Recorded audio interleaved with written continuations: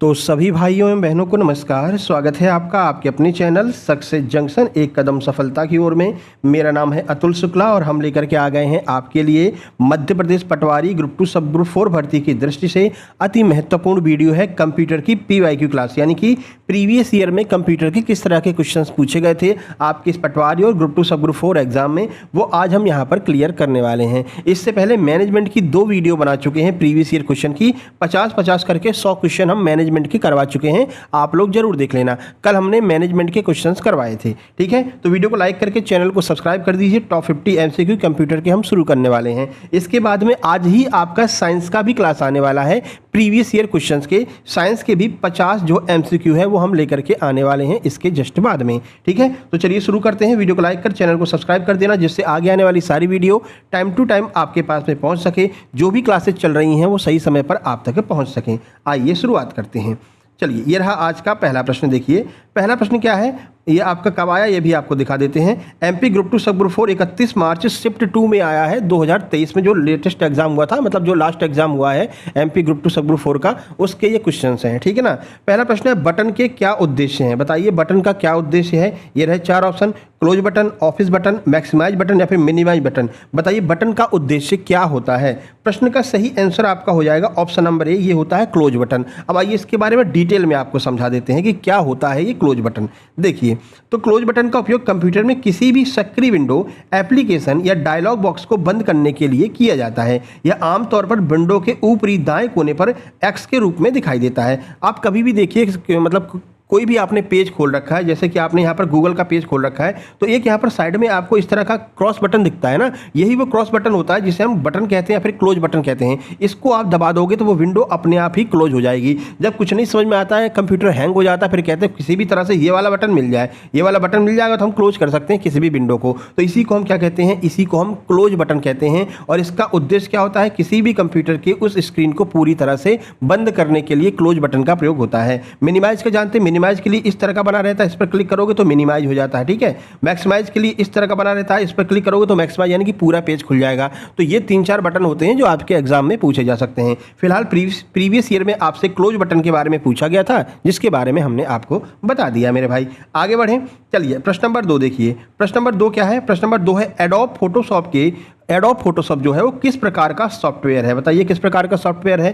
Accounting है, education है, database है या फिर ग्राफिक सॉफ्टवेयर है? बताइए किस प्रकार का सॉफ्टवेयर है एडोब फोटोशॉप। ये भी आपका 31 मार्च शिफ्ट 2 में पूछा गया है। प्रश्न का सही आंसर आ जाएगा ऑप्शन नंबर डी, यह एक प्रकार का ग्राफिक सॉफ्टवेयर होता है एडोब फोटोशॉप। आइए इसके बारे में भी आपको बता देते हैं। देखिए डिटेल सॉल्यूशन। देखिए, तो एडोब फोटोशॉप एक ग्राफिक एडिटिंग सॉफ्टवेयर है जिसे एडोब सिस्टम के द्वारा विकसित किया गया है। इसका उपयोग मुख्य रूप से इमेज एडिटिंग, यानी कोई भी फोटो में आप एडिटिंग करना चाहते हैं तो इमेज एडिटिंग, फोटो रीटचिंग, यानी कि कोई भी फोटो मान लीजिए खराब आया हुआ है, जैसे कि इसका बैकग्राउंड कुछ गड़बड़ आया हुआ है, अच्छा नहीं लग रहा है, इसका बैकग्राउंड जो है आप एडोब फोटोशॉप की मदद से बैकग्राउंड चेंज कर सकते हैं। और रोस्टर ग्राफिक्स और ग्राफिक डिजाइन के लिए दुनिया भर में व्यापक रूप से एडोब सॉफ्टवेयर का प्रयोग किया जाता है। तो ध्यान रखना, एडोब सॉफ्टवेयर एक प्रकार का ग्राफिक सॉफ्टवेयर होता है जो किसी भी फोटो, किसी भी इमेज की दशा और दिशा दोनों बदल सकता है। ठीक है मेरे भाई, आगे बढ़ें। चलिए आगे बढ़ते हैं। आगे बढ़ने से पहले आप लोग बता दें, जैसा कि आप लोग जानते हैं आपके एग्जाम में बहुत कम टाइम बचा हुआ है, मुश्किल से अब 38 से 40 दिन का टाइम बचा हुआ है फॉर्म भरने की डेट से लेकर के लास्ट डेट के बाद में भी। ठीक है ना। इतने कम समय में आप किसी वीडियो कोर्स के थ्रू अपने एग्जाम को या फिर अपने सिलेबस को कंप्लीट नहीं कर सकते हैं, तो किसी वीडियो कोर्स लेने की आवश्यकता नहीं है। इसलिए सक्सेस जंक्शन आपके लिए लेकर के आ गया है ग्रुप 2 सब ग्रुप 4 MP पटवारी भर्ती परीक्षा की दृष्टि से कंप्लीट सुपर सिलेक्शन नोट्स। इसमें क्या है, पूरे कंप्लीट नोट्स रहेंगे, टेलीग्राम PDF बैच रहेगा। सारे नोट्स आपको PDF फॉर्म में मिलेंगे। इसमें PIQ, MCQ सब कुछ आपको मिलने वाला है। कौन कौन से सब्जेक्ट मिलेंगे वो भी आपको बता देते हैं। विज्ञान, हिंदी, अंग्रेजी, गणित, रीजनिंग, सामान्य कंप्यूटर ज्ञान, सामान्य प्रबंधन, मैनेजमेंट, ये सब कुछ आपको मिलने वाला है। इन सब के कंप्लीट थ्योरी नोट्स आपको मिल जाएंगे, प्रीवियस ईयर क्वेश्चन मिल जाएंगे, चैप्टर वाइज MCQ मिल जाएंगे। ये सब कुछ आपको यहाँ पर मिलने वाला है, जिससे कि आपका सिलेबस बहुत जल्दी, मुश्किल से 10 दिन में आपका पूरा सिलेबस कंप्लीट हो जाएगा। और आप 10 दिन और मान के चलिए, 10 दिन में आपका पूरा MCQ PYQ कंप्लीट हो जाएगा। बाकी बचे हुए दिनों में आप बेहतरीन तरीके से रिवीजन कीजिए। हम क्विज वगैरह भी इसके अंदर कंडक्ट करवाएंगे। ठीक है ना। ये सब सर मिलेगा कैसे? कोई ऐप वगैरह इंस्टॉल करना है, कोई भी ऐप वगैरह अलग से इंस्टॉल नहीं करना है। डायरेक्ट आपको ये जो है पेमेंट करना है। ये QR कोड आपको दिख रहा है, इसका स्क्रीनशॉट खींच लीजिए। इसी पर आपको 198 198 का पेमेंट करना है। उस पेमेंट का स्क्रीनशॉट इस व्हाट्सएप नंबर 7052547003 इस पर आपको सेंड कर देना है। जैसे ही आप स्क्रीनशॉट सेंड करेंगे, इसी नंबर से तुरंत की तुरंत आपको एक private Telegram group link send कर दी जाएगी। वो क्या होगी, उस पर जैसे ही आप क्लिक करोगे वैसे ही आप प्राइवेट टेलीग्राम ग्रुप में पहुंच जाओगे। वहां पर पहुंचते ही आपको एक तरफ से सारे सब्जेक्ट और उसकी पीडीएफ लगी हुई मिल जाएगी। ऊपर मैनेजमेंट है, फिर हिंदी और इंग्लिश है, फिर कंप्यूटर विज्ञान है, ये सब कुछ मिल जाएगा। जो भी सब्जेक्ट आपको पढ़ना है उस पर क्लिक कीजिए, उसके सारे मैटर खुल करके आपके सामने आ जाएगा। लास्ट में आपको इंटरफेस भी दिखा देंगे कि किस तरह से जो है हमारा इंटरफेस आपको देखने को मिलेगा टेलीग्राम के अंदर। ठीक है, सारी बातें समझ में आ गई तो वीडियो को लाइक करके चैनल को सब्सक्राइब कर लेना। यहाँ पर आपको प्रैक्टिस क्लास मिलती रहेगी और ये जो हम प्रैक्टिस क्लास करा रहे हैं इसकी भी पीडीएफ जो है आपको उसी टेलीग्राम ग्रुप में मिलने वाली है। ठीक है मेरे भाई, सारी बातें समझ में आ गई तो जल्दी से पेमेंट करके नोट्स परचेज कर लीजिए और ग्रुप में शामिल हो जाइए। आगे बढ़ते हैं, अगला प्रश्न ये रहा। अगला प्रश्न देखिए आपके सामने, प्रश्न नंबर 3 है, भारत में इंटरनेट सेवा कब चालू हुई थी? 15 अगस्त 1996, 15 अगस्त 1995, 15 अगस्त 1998 या फिर 15 अगस्त 1997? कब शुरू हुई थी भारत में इंटरनेट सेवा? सही आंसर ऑप्शन नंबर बी हो जाएगा। 15 अगस्त 1995 को भारत में इंटरनेट सेवा शुरू हुई थी। देखिए, भारत में सार्वजनिक रूप से इंटरनेट सेवा की शुरुआत 15 अगस्त 1995 को विदेशी संचार निगम लिमिटेड, पहले ये BSNL के नाम से शुरू हुई थी। अच्छा, कंफ्यूज मत होना, BSNL अलग है, BSNL अलग है। जब भारत में इंटरनेट शुरू हुआ था तो BSNL के द्वारा चालू किया गया था। इसका फुल फॉर्म होता है, कई बार इसका फुल फॉर्म भी पूछा गया है BSNL का। ठीक है, तो BSNL का फुल फॉर्म है विदेश संचार निगम लिमिटेड। ठीक है, इसके बाद ही भारत में आम जनता के लिए इंटरनेट चालू किया गया था, है ना। तो पहली बार जो है आपको इंटरनेट यहां से देखने को मिलता है। कब? 15 अगस्त 1995 से। आगे बढ़ते हैं, प्रश्न नंबर 4 देखिए। प्रश्न नंबर 4 है फंक्शन सेट कुकी का प्रयोग किसके लिए किया जाता है बताइए। तो फंक्शन जो सेट कुकी होता है उसका प्रयोग हम क्यों करते हैं? कुकी का एक मिनट, आपको आंसर भी दिख गया, छोटा कर देते हैं, अभी सही है। कुकी चर से डेटा हटाना, कुकी चर में डेटा संग्रहित करने के लिए, कुकी चर घोषित करने के लिए, या कुकी समर्थन सक्षम या फिर अक्षम बनाने के लिए। बताइए किसके लिए फंक्शन सेट कुकी का प्रयोग किया जाता है?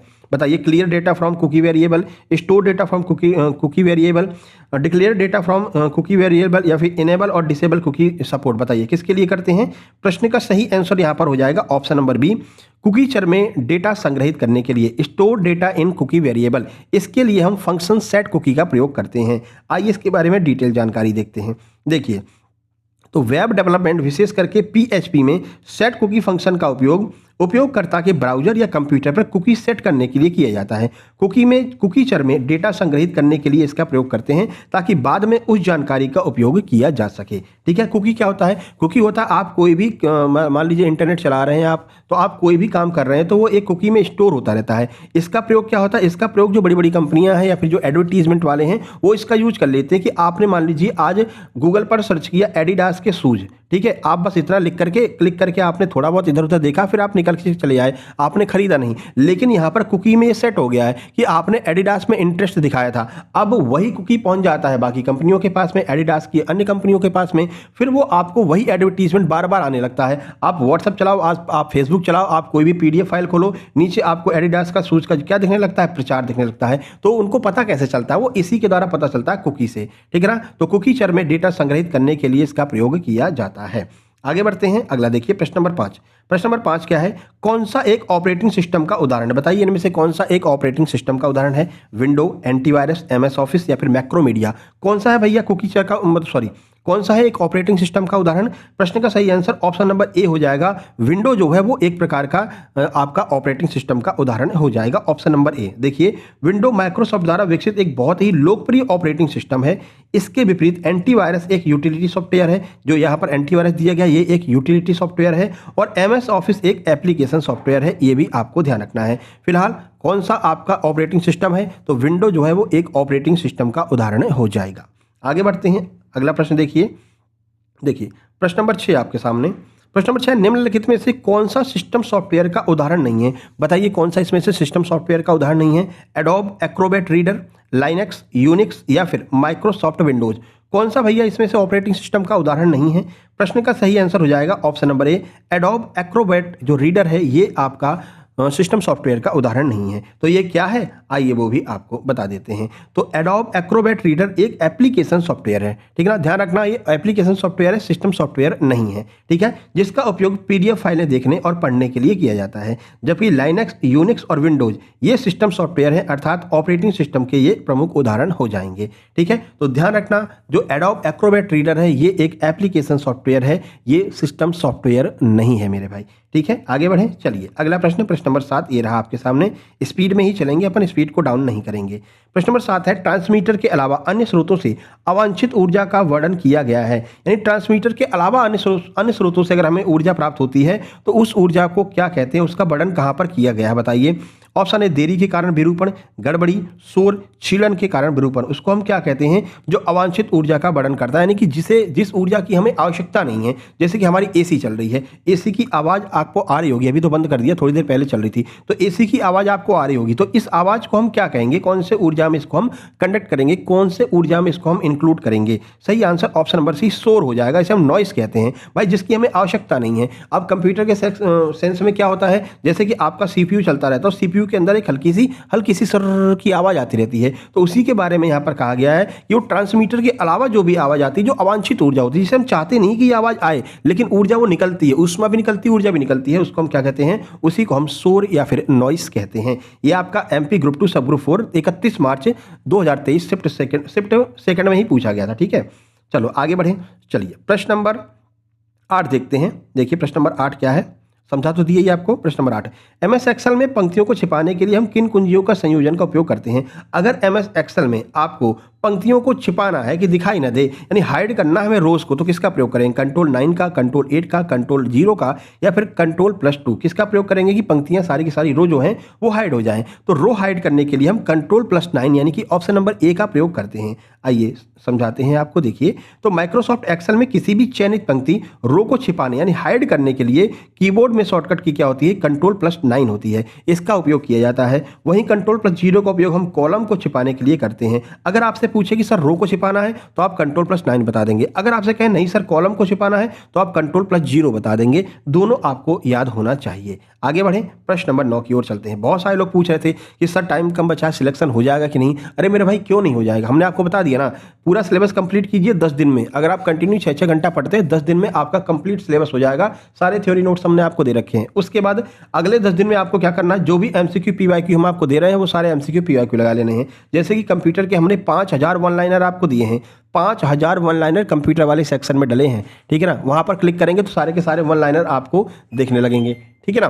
तो वहां से आपको सारे के सारे वन लाइनर क्लियर कर लेने हैं। उसके बाद में 500 पीवाईक्यू हमने जीके जीएस और करंट अफेयर के दे दिए हैं, जो अभी रीसेंट एग्जाम 2026 में पूछे गए ईएसबी एपटेक के द्वारा। टारगेट हमारा 2500 का है, 500 हो चुके हैं, धीरे धीरे जो उसको भी हम वापस से चालू करने वाले हैं, ठीक है ना। इसी प्रकार से मैथ के 50 एमसीक्यू दे दिए, 1000 का टारगेट है, 25 एमसीक्यू एमपीएसआई मेंस के हमने डाल दिए हैं और पूरा मैथ का सिलेबस आपको मिल जाएगा। इसी तरह से हम पूरा कंप्लीट करने वाले हैं। आज हम आपको साइंस का भी पीवाईक्यू देने वाले हैं, ठीक है ना। तो बेहतरीन तरीके से आप तैयारी कर सकते हैं, बिल्कुल हो जाएगा आपका, इसमें कोई समस्या वाली बात नहीं है। हाँ लेकिन जो भटक रहे होंगे कि यहाँ भी पढ़ लें वहाँ भी पढ़ लें, ये भी नोट्स खरीद लें वो भी वीडियो कोर्स खरीद लें, तो फिर उनके लिए थोड़ी सी समस्या हो जाएगी। एक जगह लगो, दिमाग लगा करके लग जाओ, काम हो जाएगा आपका, ठीक है। चलिए प्रश्न नंबर 9, निम्नलिखित में से कौन सा फंक्शन स्ट्रिंग की तुलना करेगा और परिणाम को सही या गलत के रूप में गिनाएगा। बताइए कौन सा फंक्शन है, connect string, replace, exact function या फिर फाइंड फंक्शन। कौन सा ऐसा फंक्शन है जो स्ट्रिंग की तुलना करता है और परिणाम को सही या गलत के रूप में दर्शाता है। सही answer option number C, exact function. कहते नहीं कि एग्जैक्ट वैल्यू हमारी निकल करके आ गई, इसको हम एग्जैक्ट फंक्शन कहते हैं। देखिए एक्सेल में एग्जैक्ट फंक्शन का उपयोग दो टेक्स्ट स्ट्रिंग की सटीक तुलना करने के लिए किया जाता है। यह केस सेंसिटिव होता है। यदि दोनों स्ट्रिंग हर तरह से बिल्कुल समान है तो परिणाम में ट्रू यानी कि सही लिख करके लौटाता है, अन्यथा जो है फॉल्स लिख करके लौटाएगा। अगर दोनों स्ट्रिंग में कोई भी दिक्कत होगी, जरा सी भी अगर अंतर होगा तो तुरंत कह देगा भाई ये स्ट्रिंग फॉल्स है, और अगर सेम टू सेम होगी तो ट्रू बता देगा, ठीक है। तो ये फंक्शन कैसे काम करता है वो भी आपको समझ में आ गया होगा। 10 नंबर पर चलते हैं। देखिए 10 नंबर प्रश्न क्या है, कंप्यूटर इनपुट डिवाइस जो है वो किस काम आती है। बताइए किस काम आती है कंप्यूटर इनपुट डिवाइस। उपयोगकर्ता से डेटा लेने में, उपयोगकर्ता से एक्शन लेना, या फिर उपयोगकर्ता से कमांड लेना, या उपयोगकर्ता से जानकारी और कमांड लेता। बताइए क्या करता है कंप्यूटर का इनपुट डिवाइस।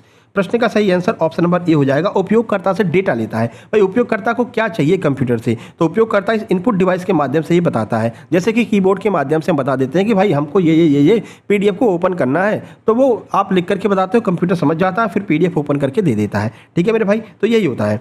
इनपुट डिवाइस जैसे कीबोर्ड हो गया, माउस हो गया, स्कैनर हो गया, वे हार्डवेयर उपकरण होते हैं जिनका मुख्य कार्य उपयोगकर्ता यूजर से डेटा या निर्देश प्राप्त करना होता है, या कि यूजर कहना क्या चाह रहा है उसे कंप्यूटर प्रोसेसर को समझने योग्य बनाने के लिए होता है। भाई पहले कंप्यूटर से हम लोग जो है कोई भी ये मान लीजिए कंप्यूटर स्क्रीन है और ये आपका कीबोर्ड है। आपने कीबोर्ड के माध्यम से कहा कि भाई हमको गूगल खोलना है, ठीक है ना, मतलब कि आपने यहाँ से कोई भी कमांड दे दिया। अब ये कमांड क्या होगा, बाइनरी कोड में चेंज होगा और बाइनरी कोड में चेंज होकर के कंप्यूटर के पास में पहुँच जाएगा। कंप्यूटर आपको गूगल पर जो भी आप सर्च करेंगे वो खोल करके दे देगा। तो ये कंप्यूटर को पता कैसे चला, कंप्यूटर को इस कीबोर्ड के माध्यम से पता चला, यानी कि ये आपका हो जाएगा क्या, इनपुट डिवाइस, जिसके माध्यम से हम अपनी बात कंप्यूटर को बोलते हैं, उसे हम इनपुट डिवाइस कहते हैं। कीबोर्ड, स्कैनर, माउस इसके सीधे सीधे उदाहरण हो जाएंगे मेरे भाई। आगे बढ़ें, प्रश्न नंबर 11 देखते हैं। देखिए प्रश्न नंबर 11 क्या है, निम्नलिखित में से किसका प्रयोग एसक्यूएल में एकल रेखा कमेंट के लिए किया जाता है। अगर एसक्यूएल में एकल रेखा कमेंट करना है तो इसमें से किसका प्रयोग करेंगे, डबल हैश का, डबल कॉलम का, या फिर स्लैश और स्टार का, या फिर एंड का, किसका प्रयोग करेंगे मेरे भाई। प्रश्न का सही आंसर ऑप्शन नंबर बी हो जाएगा। 2 बार आप डैश बटन को दबा देंगे तो ये क्या हो जाएगा, एसक्यूएल में एकल रेखा कमेंट हो जाएगा। देखिए एसक्यूएल फुल फॉर्म इसका कई बार पूछा गया, स्ट्रक्चर्ड क्वेरी लैंग्वेज होता है। इसमें सिंगल लाइन कमेंट टिप्पणी लिखने के लिए 2 लगातार डैश का प्रयोग करते हैं। 2 बार डैश दबा दीजिए, ठीक है। इसके बाद उसी पंक्ति में लिखा गया कोई भी टेक्स्ट डेटाबेस इंजन द्वारा निष्पादित एग्जीक्यूट नहीं किया जाता है। आगे बढ़ें, चलिए अगला देखते हैं प्रश्न नंबर 12। ये देखिए प्रश्न नंबर 12 है, कह रहा है C++ में असाइनमेंट ऑपरेटर का प्रतीक और संबद्धता क्या है, बताइए। तो जो अपनी लैंग्वेज होती है C++, उसमें कह रहे हैं असाइनमेंट ऑपरेटर का प्रतीक क्या होता है, इक्वल टू दाएं से बाएं, या फिर इक्वल टू बाएं से दाएं, या फिर डबल इक्वल टू दाएं से बाएं, या फिर डबल इक्वल टू बाएं से दाएं। क्या होता है असाइनमेंट के लिए C++ में। अब C++ लैंग्वेज अगर आपने पढ़ी होगी तो आप बता सकेंगे, है ना। अगर थ्योरी भी आप हमारी पढ़ करके आए होंगे तो भी आप बता देंगे। प्रश्न का सही आंसर ऑप्शन नंबर ए हो जाएगा, इक्वल टू दाएं से बाएं। ये आपका MP ग्रुप 2 सब ग्रुप 4 में 31 मार्च सेकंड शिफ्ट में पूछा गया था। आइए देख लेते हैं। तो C++ अन्य प्रोग्रामिंग भाषाओं में असाइनमेंट ऑपरेटर का प्रतीक बराबर होता है। बराबर का अर्थ, बराबर का ये चिन्ह होता है, इसकी संबद्धता दाएं से बाएं होती है, जिसका अर्थ है कि यह दाईं ओर से एक्सप्रेशन को हल करके और बाईं ओर उसको लेकर के जाता है, ठीक है। क्वेश्चन नंबर 13 देखते हैं। क्वेश्चन नंबर 13 है, किसी समस्या को ठीक करने या नया एप्लीकेशन इंस्टॉल करने या कंप्यूटर में कॉन्फ़िगरेशन करने के बाद क्या किया जाना चाहिए। अगर आप किसी भी समस्या को ठीक कर रहे हैं या फिर नया एप्लीकेशन आपने इंस्टॉल किया अभी कंप्यूटर में, तो आपको क्या करना चाहिए, शट डाउन करना चाहिए, रीस्टार्ट करना चाहिए, स्लीप करना चाहिए, या फिर हाइबरनेट करना चाहिए। प्रश्न का सही आंसर हो जाएगा ऑप्शन नंबर बी, आपको रीस्टार्ट करना चाहिए। कोई भी नया ऐप अगर आप डाउनलोड कर रहे हैं अपने कंप्यूटर में, उसके बाद में आपको कंप्यूटर को रीस्टार्ट करना चाहिए। भाई आप भी अगर कोई नई चीज खा रहे हो तो खाने के बाद में आपको थोड़ा सा आराम करना चाहिए, है ना। ऐसा नहीं कि खाना खाया और दौड़ने लग गए, ऐसा नहीं है ना। कोई भी नई चीज अगर आप खाते हैं, यही कंप्यूटर को भी चाहिए। भाई कंप्यूटर में कोई भी नई चीज आप इंस्टॉल कर रहे हो, उसको समझने के लिए थोड़ा टाइम तो दीजिए उसको, है ना। वो जहां से चल रहा था वहीं से आप उसको स्टार्ट करना चाहेंगे तो थोड़ी सी समस्या हो जाती है, ठीक है। तो ऑप्शन नंबर बी आपका सही हो जाएगा, रीस्टार्ट इसका बिल्कुल सही आंसर होगा। देखिए कंप्यूटर सिस्टम में किसी नए सॉफ्टवेयर को स्थापित करने, हार्डवेयर या सॉफ्टवेयर की समस्या को हल करने, या सिस्टम कॉन्फ़िगरेशन में कोई महत्वपूर्ण बदलाव करने के बाद कंप्यूटर को रीस्टार्ट यानी पुनः आरंभ करना सबसे उपयुक्त होता है। इससे ऑपरेटिंग सिस्टम नई सेटिंग को ताजा करके सही ढंग से लोड कर पाता है, ठीक है। तो कंप्यूटर को रीस्टार्ट करना आवश्यक रहता है कोई भी नई चीज ऐड करने के बाद में। 14 नंबर देखिए, निम्नलिखित में से कौन सा एक डबल ओपी सिद्धांत है, बताइए कौन सा एक डबल ओपी सिद्धांत है। संरचित प्रोग्रामिंग यानी स्ट्रक्चर्ड प्रोग्रामिंग, या फिर लिंकिंग या वंशानुक्रम, या फिर प्रक्रियात्मक प्रोग्रामिंग, कौन सा एक जो है वो OOP सिद्धांत है। प्रश्न का सही आंसर आपका हो जाएगा ऑप्शन नंबर सी, जो वंशानुक्रम होता है वो एक प्रकार का OOP सिद्धांत है। क्या है आइए देखते हैं। वंशानुक्रम ऑब्जेक्ट ओरिएंटेड प्रोग्राम OOP के 4 मुख्य स्तंभों या सिद्धांतों में से एक होता है, ठीक है। तो एक होता है ऑब्जेक्ट ओरिएंटेड प्रोग्राम, इसके 4 स्तंभ होते हैं और उसमें से एक है वंशानुक्रम, ठीक है। इसमें एक क्लास चाइल्ड क्लास दूसरी मौजूदा क्लास पेरेंट क्लास की संपत्ति और कार्यप्रणालियों में विरासत प्राप्त करती है, जिससे कोड का पुनः जो है कोड को पुनः उपयोग योग्य बनाया जा सकता है। केवल आपको इतना ध्यान रखना है कि भाई ओओपी सिद्धांत कौन सा है, जो वंशानुक्रम क्रम है, ये एक प्रकार का ओओपी सिद्धांत है। ओओपी सिद्धांत का फुल फॉर्म क्या होता है, तो ऑब्जेक्ट ओरिएंट प्रोग्रामिंग, ये इसका फुल फॉर्म होता है। ये आपको इतना ध्यान रखना है। बस आगे बढ़ते हैं, 15 नंबर पर चलते हैं। देखिए 15 नंबर प्रश्न, तो 15 नंबर का प्रश्न है, निम्नलिखित में से कौन सा सेंट्रल प्रोसेसिंग यूनिट का हिस्सा नहीं है, यानी इनमें से कौन सा है जो सीपीयू में नहीं होता है। कौन सा भैया, यूएसबी है, कंट्रोल यूनिट है, अंकगणित तार्किक इकाई यानी कि एएलयू है, या फिर रजिस्टर है। कौन सा है जो सेंट्रल प्रोसेसिंग का हिस्सा नहीं होता है।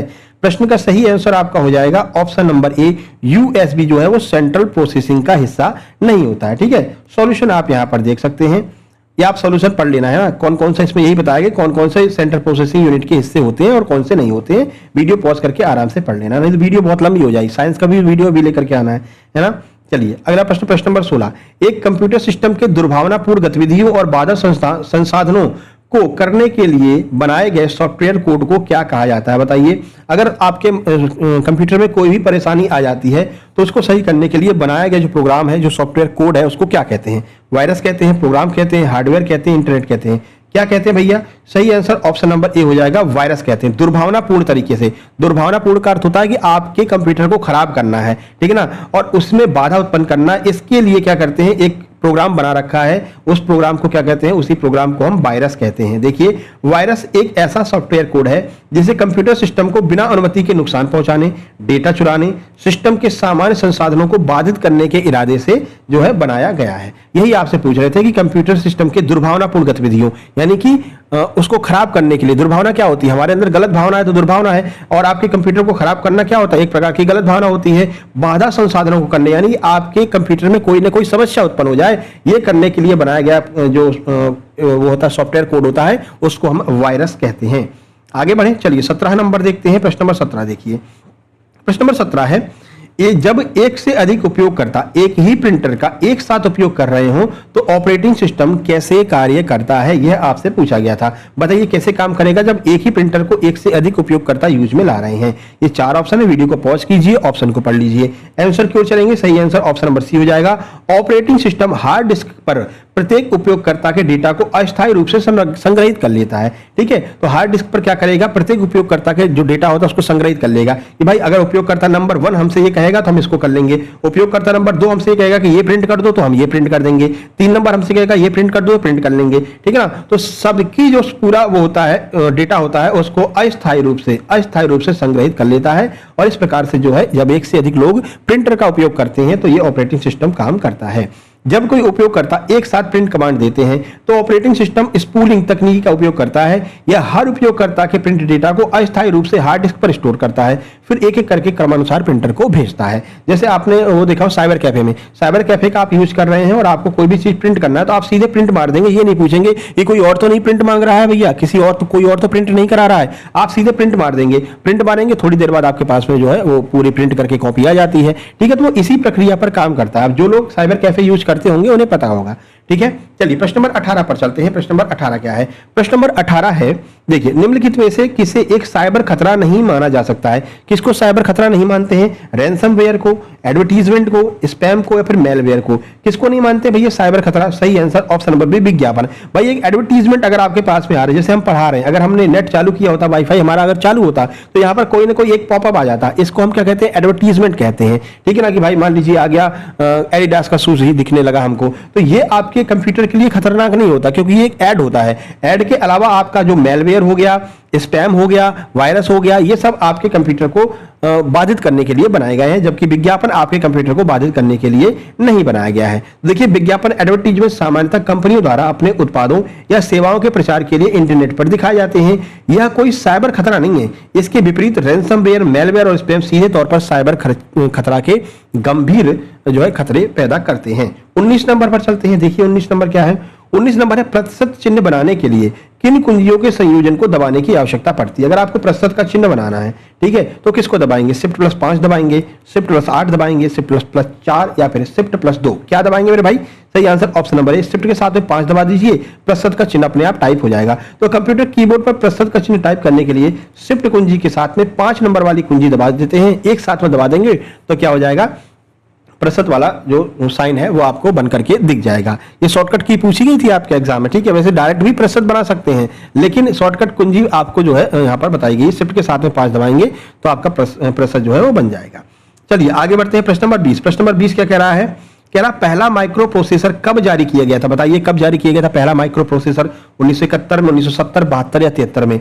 सही आंसर आपका हो जाएगा ऑप्शन नंबर 1971 में पहला माइक्रो प्रोसेसर जारी किया गया था। देखिए अब जो प्रश्न बनते हैं ना वो किस तरह के बनते हैं, इन्हीं प्रश्नों को, 1 से 2 प्रश्नों को एक साथ ऐड करके कथन में बना देते हैं, ठीक है ना। तो अगली जो आपके लिए हम वीडियो लेकर के आएंगे जो कि क्लास नंबर 2 होगी, पीवाईक्यू की क्लास नंबर 2, उसमें हम क्या करेंगे, जो प्रीवियस ईयर के क्वेश्चन है उसमें से खुद हम क्वेश्चन को डिजाइन करेंगे आज के अकॉर्डिंग, जैसा एमपीएसबी एप्टेक आज पूछता है। तो उसमें आपको कथन वाले प्रश्न भी देखने को मिलेंगे, ठीक है ना। और हम कोशिश करेंगे कि अभी जो विज्ञान वाला बनाने वाले हैं, साइंस वाला बनाने वाले हैं, उसमें भी आपको कथन वाले क्वेश्चन देखने को मिल जाए, ठीक है। तो स्टेटमेंट वाले प्रश्न अगली वाली वीडियो में हम लेकर के आपके लिए आएंगे, रहेंगे पीवाईक्यू ही, लेकिन जैसे ये छोटे छोटे प्रश्न है ना, इनको एक साथ कंपाइल कर देंगे, ठीक है। तो आजकल जो एप्टेक पूछता है उसके अकॉर्डिंग एडवांस लेवल का आपके लिए हम प्रैक्टिस सेट लेकर के आएंगे, ठीक है मेरे भाई।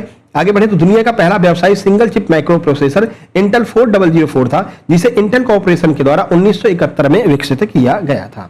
आगे बढ़े, चलिए 21 नंबर पर चलते हैं। 21 नंबर देखिए, प्रश्न नंबर 21 है एमएस वर्ड में किस बार में कर्सर की वर्तमान स्थिति होती है? बताइए एमएस वर्ड में कर्सर की वर्तमान स्थिति कहां पर दिखाई देती है? हॉरिजॉन्टल रूलर में, टाइटल बार में, स्टेटस बार में या फिर लेआउट में? कहां पर दिखती है मेरे भाई? प्रश्न का सही आंसर ऑप्शन नंबर सी हो जाएगा। स्टेटस बार में आपको जो है स्पष्ट रूप से दिखाई देता है। तो एमएस वर्ड में स्टेटस बार विंडो के सबसे निचले हिस्से में मौजूद होता है। यह दस्तावेज में कर्सर की वर्तमान स्थिति, पेज नंबर, कुल शब्द, जूम लेवल जैसी महत्वपूर्ण जानकारी को दिखाता है और यह आपको सबसे नीचे देखने को मिल जाएगा आपकी स्क्रीन पर। आगे बढ़िए, प्रश्न नंबर 22 की ओर चलते हैं। प्रश्न नंबर 22 है निम्नलिखित में से किस कमांड का उपयोग किसी संबंध आरेख को हटाने के लिए किया जाता है जब इसकी आवश्यकता नहीं होती? यानी किसी भी आरेख की आपको आवश्यकता नहीं है, ठीक है, तो क्या करता है ये, उसको हटाने के लिए यूज में आता है। ऐसा कौन सा कमांड होता है? अल्टर, डिलीट, ड्रॉप या फिर अपडेट? प्रश्न का सही आंसर ऑप्शन नंबर सी हो जाएगा। ड्रॉप कमांड होता है, जिसका हमें यूज नहीं करना है, उसको हम हटा सकते हैं। तो डेटाबेस मैनेजमेंट एसक्यूएल में ड्रॉप कमांड एक data definition language DDL command है, जिसका उपयोग डेटाबेस से किसी टेबल, व्यू या पूरे डेटाबेस संरचना को हटाने के लिए, स्थायी रूप से हटाने के लिए हम जिसका प्रयोग करते हैं उसे हम ड्रॉप कमांड कहते हैं। यह आपको ध्यान रखना है। चलिए 23 नंबर पर चलते हैं। 23 नंबर क्वेश्चन क्या है? कह रहे हैं अवांछित दोहराव वाले संदेश जैसे अवांछित बल्क ईमेल को किस रूप में जाना जाता है? यानी कि ऐसे ईमेल जो बार बार आ रहे हैं, हम चाहते नहीं है फिर भी वो बार बार आ जाते हैं। ऐसे मैसेज जो बार बार आ जाते हैं, हम नहीं चाह रहे हैं लेकिन फिर भी आ रहे हैं, तो इनको हम क्या कहेंगे? कोरियर कहेंगे, स्पैम कहेंगे, ट्रेस कहेंगे, कैलिबर कहेंगे? प्रश्न का सही आंसर स्पैम। आप ईमेल सेक्शन में जाना, ईमेल सेक्शन में जब यहां पर क्लिक करेंगे 3 डॉट पर, तो आपको पूरे के पूरे ईमेल इनबॉक्स वगैरह, इनबॉक्स, सेंट बॉक्स, उसी के नीचे आपको एक स्पैम नाम का फोल्डर मिल जाता है। आप स्पैम में जब क्लिक करेंगे ना, तो इसमें वो सारे एडवर्टीजमेंट होते हैं जिनको आप नहीं चाहते हैं। जैसे कि किसी कंपनी के द्वारा कोई ऐड भेजा जा रहा है तो इस स्पैम में आ जाएगा। कोई भी, अब देखो बहुत सारे लोग फॉर्म भरते हैं, फॉर्म भरने में जो उनका ओटीपी होता है ना, वो ओटीपी भी कभी कभी स्पैम में चला जाता है। तो अगर आप फॉर्म भर रहे हैं, कल हमारे पास में 2-3 मैसेज आए थे कि सर एमपीएसबी का मैसेज मेरे पास में नहीं आ रहा है, या फिर सर एमपीएसबी का मेल हमारे पास में नहीं आ रहा। मेरे भाई मेल जब आप चेक कर रहे हो तो एक बार स्पैम फोल्डर में जाकर के चेक कर लिया करो। कभी कभी कंप्यूटर को ये लगता है कि ये जो ओटीपी आ रहा है एक स्पैम है, कोई कंपनी जो है बार बार परेशान कर रही है, तो स्पैम फोल्डर में डाल देता है। तो एक बार आपको स्पैम फोल्डर भी चेक कर लेना है, ठीक है ना। चलें आगे बढ़े। चलिए देखिए, स्पैम का तात्पर्य इंटरनेट पर अवांछित, अनामंत्रित और बड़ी मात्रा में भेजे गए जंक ईमेल या संदेशों से है, जो प्रायः विज्ञापन, धोखाधड़ी, फिशिंग के उद्देश्य से अनजान लोगों के द्वारा भेजे जाते हैं। आगे बढ़िए 24 नंबर पर चलते हैं। देखिए 24 नंबर क्या कह रहा है? कह रहे एक्सेल में फॉर्मूला किससे शुरू होता है? ये तो कई बार पूछा है, इंपॉर्टेंट है, मोस्ट इंपॉर्टेंट, और ये हमने आपको पहले भी कराया है, प्रैक्टिस सेट में कई बार लिया है ना। जो अभी आरईओ का प्रैक्टिस सेट करा रहे थे उसमें हमने कई बार लिया था। एमपी आरईओ वाले भी ध्यान दें, अगर आपको भी नोट्स चाहिए तो आप 199 पेमेंट करके एमपी आरईओ के नोट्स भी प्राप्त कर सकते हैं, जिसमें आपको कृषि के कंप्लीट नोट्स मिल जाएंगे और आपका सीसेट के भी कंप्लीट नोट्स मिल जाएंगे। चलिए तो बताइए, बराबर का चिन्ह का प्रयोग हम करते हैं एमएस एक्सेल में फॉर्मूला को शुरू करने के लिए। ऑप्शन नंबर ए ही हमारा बिल्कुल सही आंसर हो जाएगा। एमएस एक्सेल में किसी भी फॉर्मूला या फंक्शन की शुरुआत हमेशा बराबर इक्वल टू के चिन्ह से होती है। इसके बिना एक्सेल दर्ज किए गए डेटा को एक सामान्य टेक्स्ट के रूप में लेता है, ठीक है। किसी भी डेटा को अगर नॉर्मली आप अगर लिख देंगे, मान लीजिए आपने एक्सेल ही लिख दिया, एक्सेल लिख दिया, तो उसको लगेगा कि ये कोई नॉर्मल बात कर रहा है, तो वो नॉर्मल डेटा के रूप में लेगा। लेकिन अगर इसी के साथ में आप सम लिख देते हैं और कोई मतलब कि वो दे देते हैं, वैल्यू दे देते हैं कि 4 + 5, तो अगर आपने इक्वल टू लगा दिया है तो वो इसको जोड़ करके 9 बता देगा, ठीक है ना। अगर आपने इक्वल टू नहीं लगाया तो उसको सामान्य डेटा के रूप में लेता है। तो ध्यान रखना, MS एक्सेल में किसी भी फॉर्मूले की शुरुआत इक्वल टू से होती है, ये बात आपको ध्यान रखनी है। आगे बढ़े, चलिए, एक प्रारूप डीवीडी की क्षमता कितनी होती है बताइए। जो एक टिपिकल डीवीडी होती है उसकी क्षमता कितनी होती है।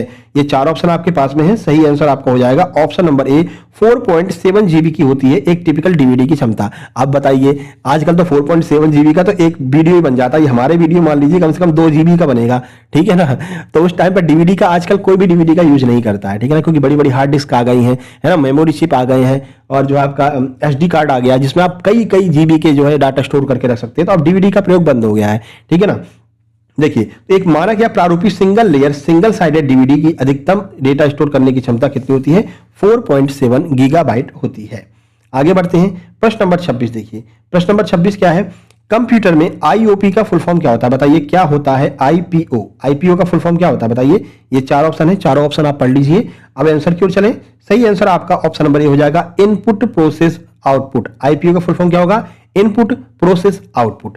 तो कंप्यूटर विज्ञान के संदर्भ में IPO का संपूर्ण रूप इनपुट प्रोसेस आउटपुट होता है। यह एक मूल प्रणाली मॉडल है जो स्पष्ट करता है कंप्यूटर कैसे कच्ची जानकारी इनपुट प्राप्त करता है, उसे प्रोसेस करता है और परिणाम में बदलता है। तो IPO का फुल फॉर्म होता है इनपुट प्रोसेस आउटपुट, ठीक है। आगे बढ़े, चलिए 27 नंबर पर चलते हैं। अच्छा, कल हमने वीडियो बना दी, जिन लोगों के पास में कंप्यूटर डिप्लोमा है और ग्रेजुएशन भी है वो लोग कौन कौन सी पोस्ट अप्लाई कर सकते हैं, और जिनके पास में computer diploma graduation plus CPCT भी है वो कौन कौन सी पोस्ट अप्लाई कर सकते हैं। सिंपल ग्रेजुएशन के लिए हम पहले ही आपकी पोस्ट वाला बना चुके हैं और पोस्ट प्रेफरेंस की भी वीडियो हमने बना दी है। तो जिन लोगों ने अभी पोस्ट प्रेफरेंस की वीडियो नहीं देखी जरूर देख लेना। 20,000 के आसपास लोग 2 दिन में ही उसको देख चुके हैं और अपना फॉर्म उसी हिसाब से भर चुके हैं, ठीक है। तो आप लोग भी फॉर्म भरने से पहले वो वीडियो जरूर देख लेना। चलिए अगला देखिए, तो क्वेश्चन है प्रश्न नंबर 27, एक संबंधपरक यानी कि रिलेशनेबल डेटाबेस में निर्देशक अखंडता प्रतिबंध को किसकी सहायता से निर्दिष्ट किया जा सकता है बताइए। किसकी सहायता से एक डेटाबेस में, एक संबंधपरक में यानी कि रिलेशनल डेटाबेस में निर्देशात्मक अखंडता को प्रतिबंध को किसकी सहायता से निर्दिष्ट किया जा सकता है, स्पेसिफाइड किया जा सकता है। किसकी सहायता से स्पेसिफाइड करते हैं भाई, इनमें से कोई नहीं, व्यापम भी चालाक है, पहला ही ऑप्शन दे दिया, इनमें से कोई नहीं, ठीक है ना। या फिर ऑप्शन नंबर बी है बाह्य कुंजी, ऑप्शन सी है प्राथमिक कुंजी, ऑप्शन डी है द्वितीय कुंजी। किससे करते हैं भाई, फॉरेन की से, प्राइमरी की से, सेकेंडरी की से, किससे करते हैं। प्रश्न का सही आंसर ऑप्शन नंबर बी हो जाएगा। इसे हम बाह्य की से करते हैं, फॉरेन की से करते हैं। यहां पर समझिए कहना क्या चाह रहा है, देखिए।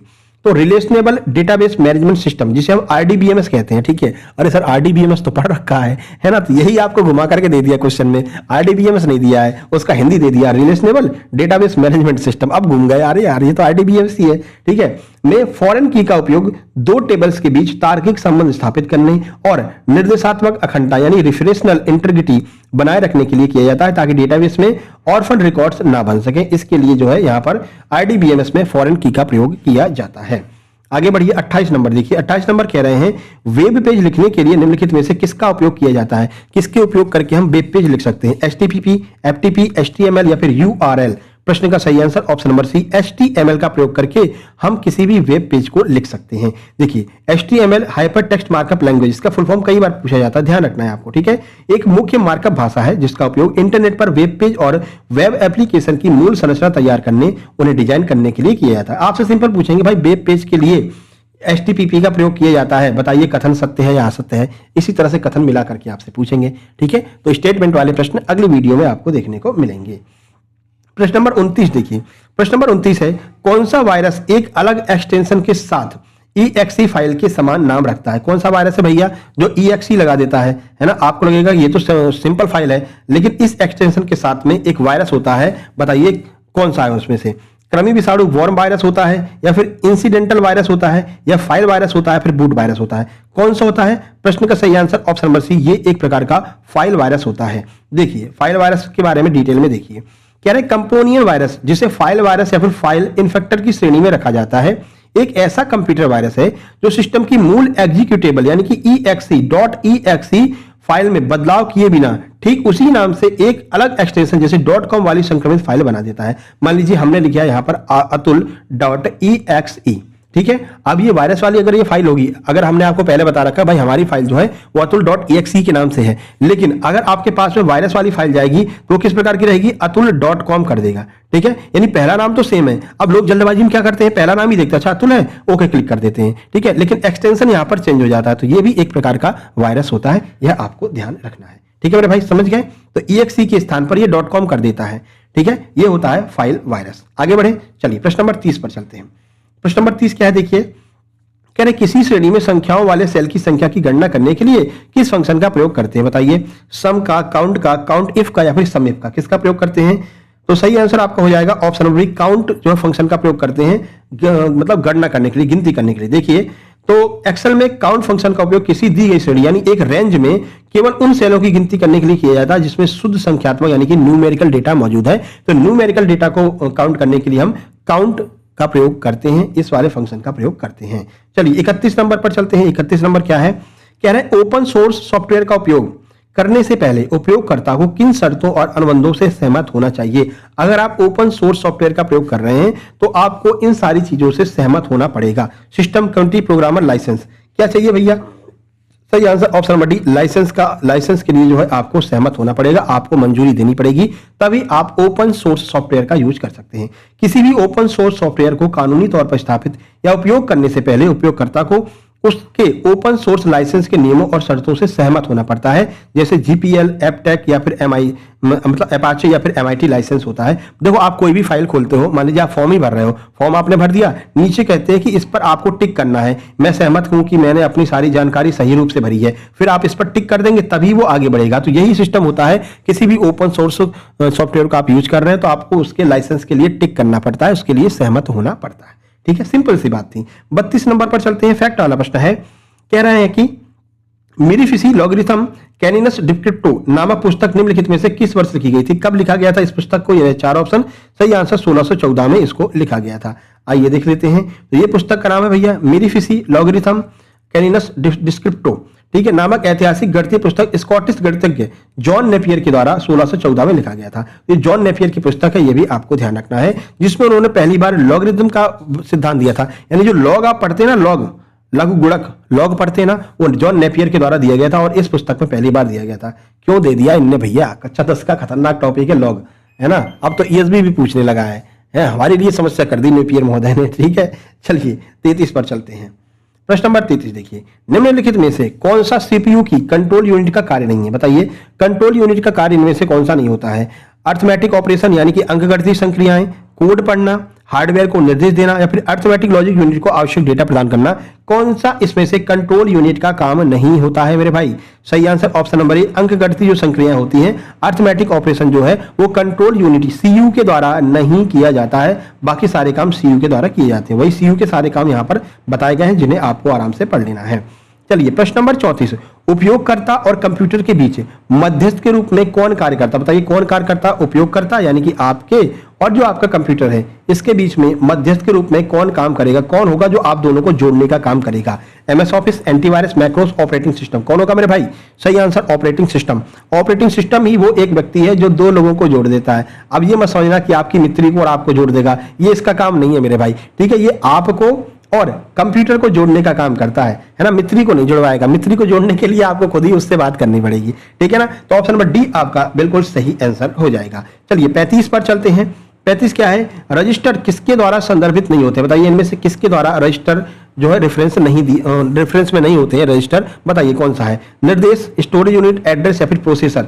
सही आंसर आपका ऑप्शन नंबर सी हो जाएगा, एड्रेस। एड्रेस के द्वारा रजिस्टर संदर्भित नहीं होते हैं। देखिए, कंप्यूटर आर्किटेक्चर में रजिस्टर सीपीयू के भीतर की बहुत छोटी और तेज मेमोरी होती है, इन्हें मेमोरी एड्रेस द्वारा संदर्भित नहीं किया जाता है, बल्कि सीपीयू के निर्देशों के द्वारा संदर्भित किया जाता है। यानी कि अगर आपको रजिस्टर को एड्रेस चलाना है तो आप सीपीयू के द्वारा जो निर्देश दिए जाते हैं उनके द्वारा ही उनके द्वारा निर्देशों को दिए गए वो काम करते हैं, वो इसके द्वारा यानी एड्रेस के द्वारा संदर्भित नहीं होते हैं। नॉर्मल एड्रेस के द्वारा रजिस्टर संदर्भित नहीं होते हैं। ठीक है, 36 नंबर देखिए। 36 नंबर क्या कह रहे हैं? कह रहे हैं जब कंप्यूटर बूट हो रहा हो तो किस कुंजी को दबाकर BIOS सेटअप को एक्सेस किया जा सकता है? बताइए, तो कंप्यूटर बूटिंग के दौरान किस कुंजी को दबाकर के BIOS सेटअप को एग्जीक्यूट कर सकते हैं? एंटर कुंजी, शिफ्ट कुंजी, स्पेस बार या फिर DEL कुंजी, किसका प्रयोग करेंगे? सही answer option number D, Del कुंजी। डेल कुंजी का प्रयोग करके आप BIOS सिस्टम को एग्जीक्यूट कर सकते हैं। देखिए, कंप्यूटर के बूट चालू होते समय मदरबोर्ड के BIOS सेटअप में प्रवेश करने के लिए आमतौर पर DEL यानी डिलीट या फिर F2 कुंजी का उपयोग किया जाता है। तो या तो आप डिलीट कुंजी दबा दो या F2 कुंजी दबा दो, तो आप BIOS में इंटर कर जाएंगे कंप्यूटर बूटिंग के दौरान। ठीक है, ये प्रश्न भी पूछा गया था। अब यहाँ पर अप्रैल वाली शिफ्ट चालू हो गई। देखिए, एमपी ग्रुप 2 सब ग्रुप 4, ठीक है, अप्रैल शिफ्ट 2 यानी कि आपका 2 अप्रैल के सेकंड शिफ्ट में ये प्रश्न पूछा गया, ध्यान रखना है आपको, ठीक है, यहां से शिफ्ट चेंज हो जाएगी। 37 नंबर, लगभग 15 से 16 क्वेश्चन और कभी कभी 20 क्वेश्चन, मैक्सिमम 20 क्वेश्चन आपके कंप्यूटर के पूछे जाते हैं। ऐसा हमने जितने भी जो है एग्जाम को देखा, इसका पटवारी वाला ग्रुप 2 सब ग्रुप 4 का, उसमें यही देखा कि 20 क्वेश्चन आपके इसके आते हैं और 20 क्वेश्चन आपके मैनेजमेंट के आते हैं। उसी हिसाब से जो है अलग अलग क्वेश्चन को इंक्लूड करके 50 क्वेश्चन का पूरा सेट आपके लिए बनाते हैं। कौन सा लिनक्स कमांड यूजर को डायरेक्टरी बनाने में सक्षम बनाता है? बताइए कौन सा कमांड है जो डायरेक्टरी बनाने में आपको सक्षम बनाएगा? pwd, chmod या फिर grep कमांड या फिर mkdir कमांड, कौन सा कमांड होगा? सही आंसर ऑप्शन नंबर डी हो जाएगा, dir कमांड। जो आप अगर कोई भी डायरेक्टरी बनाना चाहते हैं तो dir कमांड का यूज करके जो है आप डायरेक्टरी बना सकते हैं। देखिए, तो लिनक्स और यूनिक्स ऑपरेटिंग सिस्टम में नई डायरेक्टरी, नया फोल्डर बनाने के लिए मेक डायरेक्टरी यानी कि mkdir कमांड का उपयोग किया जाता है। dir कमांड आपने बहुत यूज किया होगा MS DOS में, है ना। चलिए 38 नंबर देखते हैं। 38 नंबर है, टास्क बार पर सबसे पहला बटन कौन सा होता है? बताइए, जो टास्क बार होता है उस टास्क बार पर सबसे पहला बटन कौन सा होता है? रिस्टार्ट, पॉज, स्टॉप या फिर स्टार्ट, कौन सा होता है? सही answer option number D, start button होता है, ठीक है ना। तो टास्क बार में सबसे पहला बटन कौन सा होता है? यहाँ पर स्टार्ट बटन होता है। इसी पर क्लिक करके आपके सामने सारी विंडो खुल करके आ जाती है, ठीक है। आगे बढ़िए, 40 नंबर, कुकीज के बारे में फिर से पूछा गया है। देखिए क्या कह रहे हैं, कह रहे हैं कुकीज का उपयोग क्यों किया जाता है? बताइए कुकीज का उपयोग क्यों करते हैं? ये रहे 4 ऑप्शन आपके सामने। प्रश्न का सही आंसर हो जाएगा आपका ऑप्शन नंबर सी, उपयोगकर्ता की ब्राउजिंग जानकारी संग्रहित करने के लिए। ये शुरू में ही आपको बता दिया था कुकीज के बारे में, है ना। कुकीज का प्रयोग क्यों करते हैं? कुकीज का यूज करके एडवर्टीजमेंट कंपनियां आपके इंटरेस्ट को जान जाती हैं कि आप क्या चाहते हैं, फिर उसी हिसाब से जो है आपको वो लोग एडवर्टीजमेंट वगैरह दिखाते हैं। तो उपयोगकर्ता की ब्राउजिंग जानकारी को संग्रहित करने के लिए कुकीज का प्रयोग किया जाता है। आगे बढ़ते हैं 41। देखिए 41 क्या है, इसमें क्या क्या आ सकता है कुकीज में, वो भी देख लीजिए।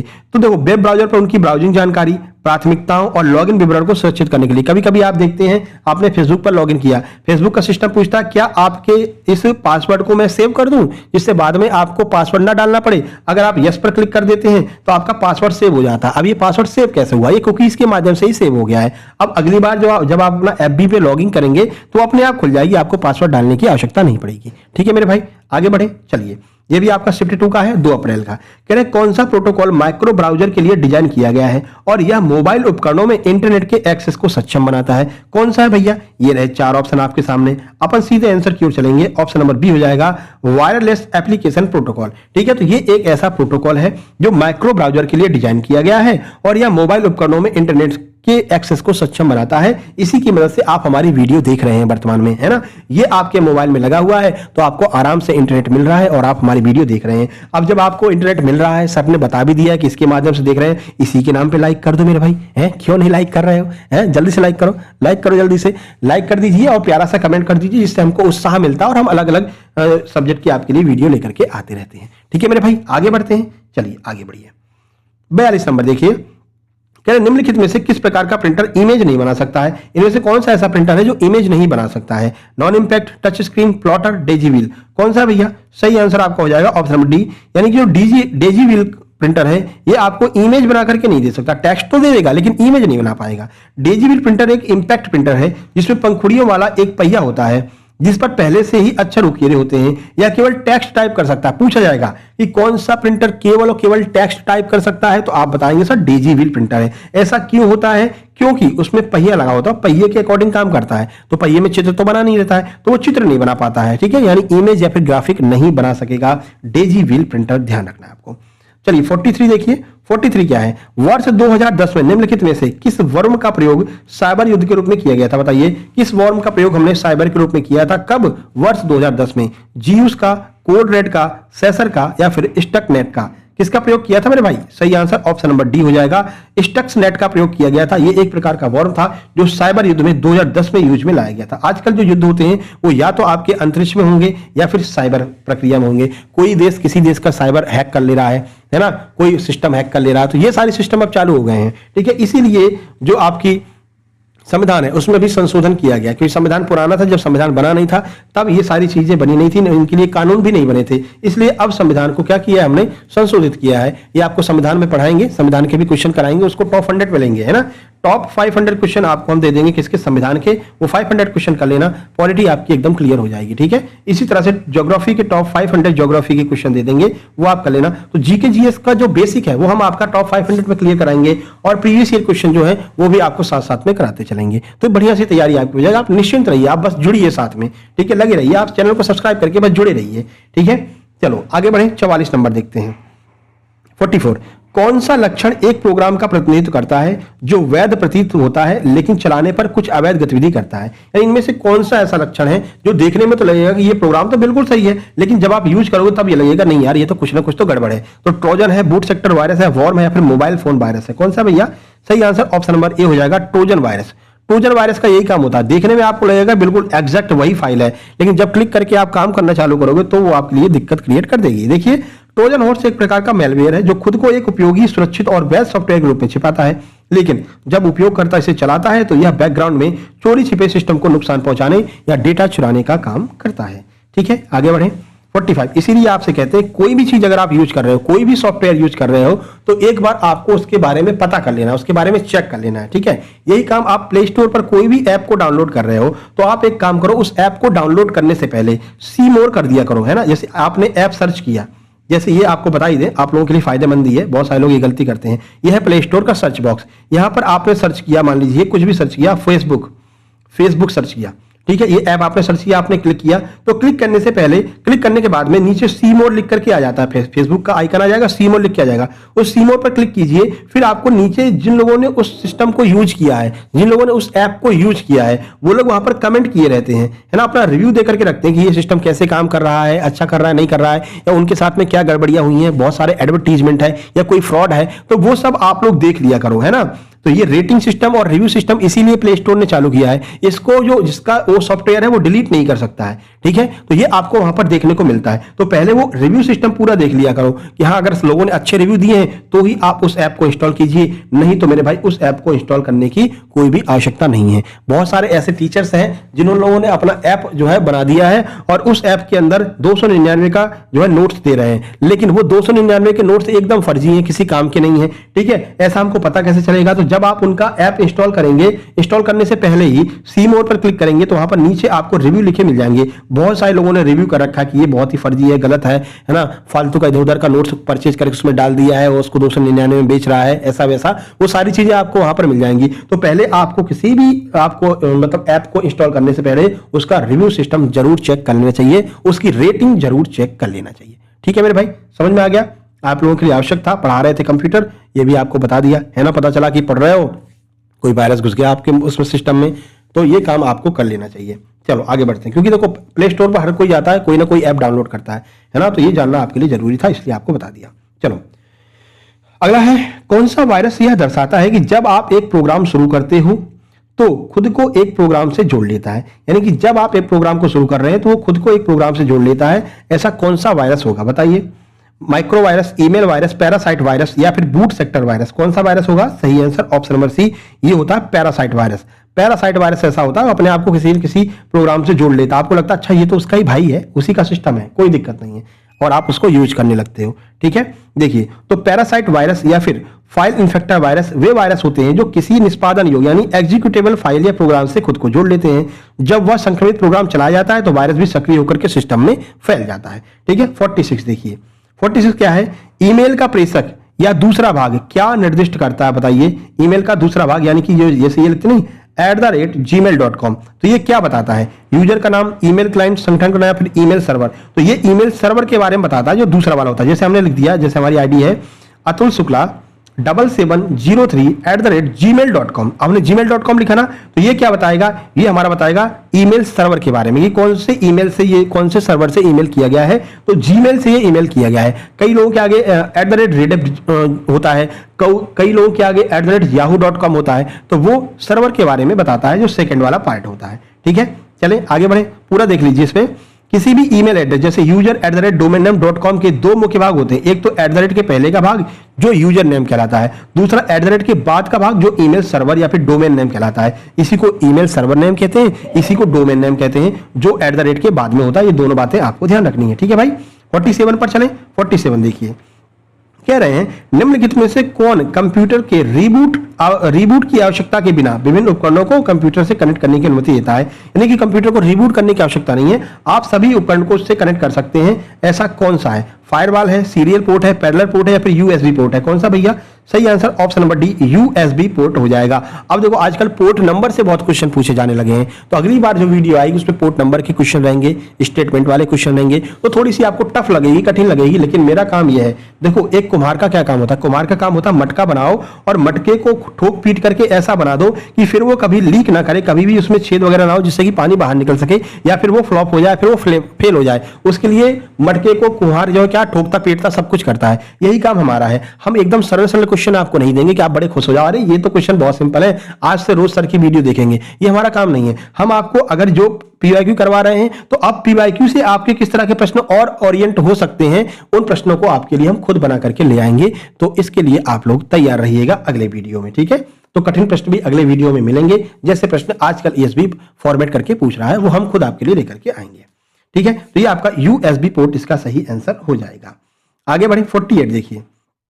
48 क्या है? 48 है डैश में परिवर्तित दस्तावेज वेब पर प्रकाशित किए जाते हैं। बताइए किसमें परिवर्तित दस्तावेज जो होते हैं वो वेब पर प्रकाशित किए जाते हैं?